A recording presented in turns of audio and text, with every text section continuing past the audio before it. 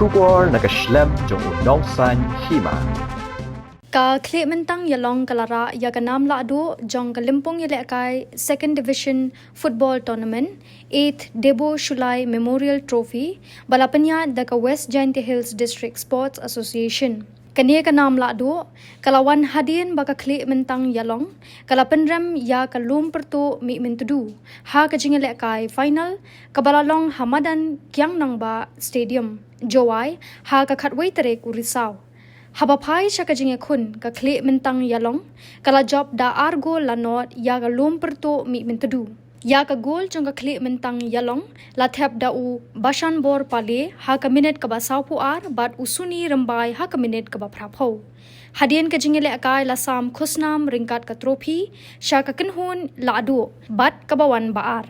La samru yaki khusnam man of the match siya usuni rambai kanam best goalkeeper siya usay bor rambai baro arngut kidey jong ka Khliehmyntang Ïalong.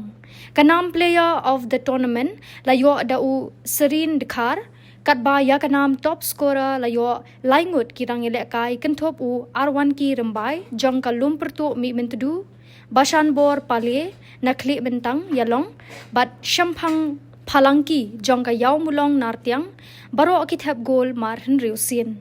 Ya ka khusnam lasam daki bahayang hasem jong ulit Debo Shulai haringkat ka jing yadon lang u district sports officer uba krobok pasa u working president jong ka Wjdsa District Sports Association uba EMH pasa u general secretary ka Wjdsa uba lamat o lalu nalor kiway ha ka jing yalang kabalapan yan da u vice president ka Wjdsa uba Patrick Lamare.